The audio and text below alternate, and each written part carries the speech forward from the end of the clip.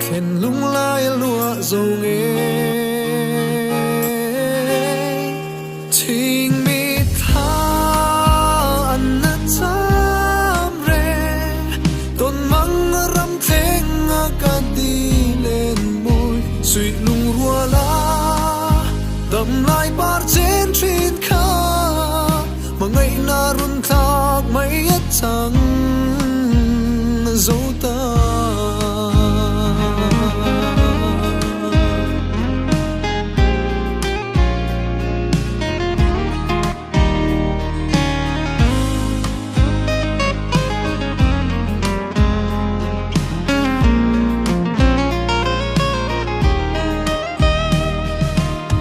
an soi mang ngày lim na par chu e avulai mo in lang ma se avulai rei lo rin on na tel lo chuan khuat na achang zui le mai thi ching mi tha an na cham reng ton mang ram theng ka đi lên môi suy lung rùa la đầm lai bar trên trên kha mà ngày na run thác mấy chẳng dấu ta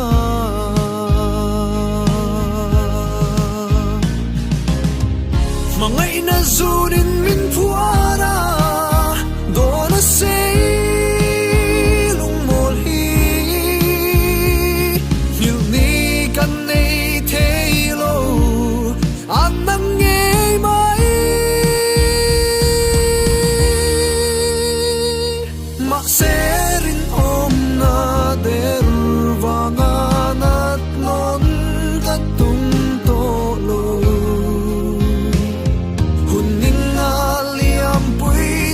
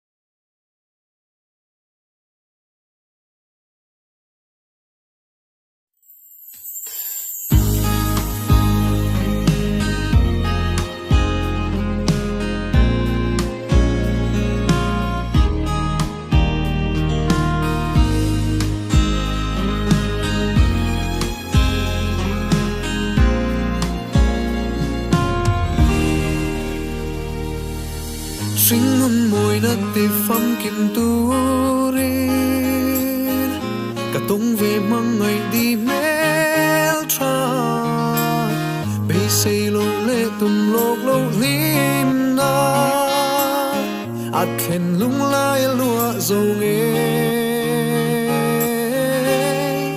ting mi tha an na tam re ton mang ram theng ka di lên môi suy lung rua la đầm lai bar chen trin kha mà ngày na run thak mai at chang dấu ta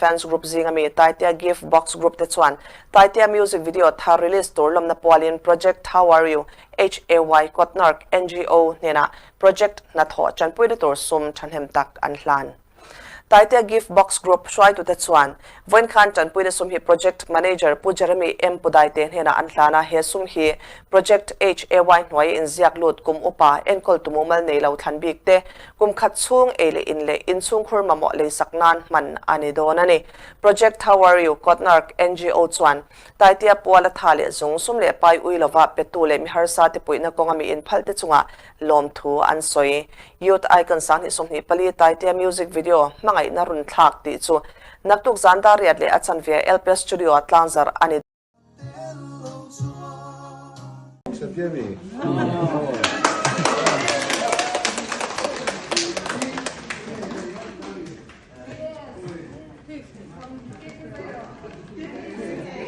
Lâu chụp ta chú. Happy birthday someday, man.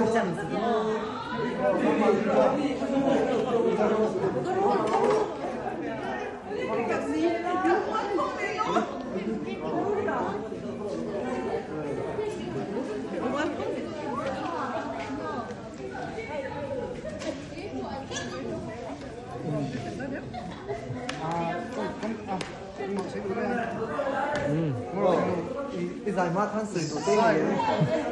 Kalau kau bay, milo surprise sih, kalau mau kasih aku orang yang ini.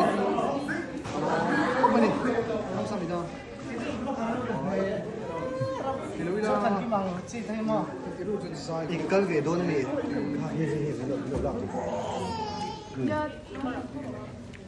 Kasi kami mau tak tahu.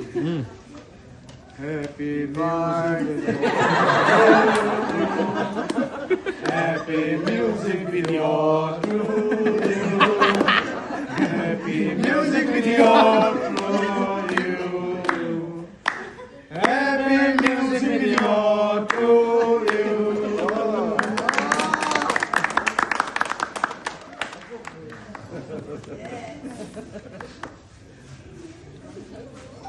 Let na anite. Sar sana makar hulo masal rapi. Sana mak.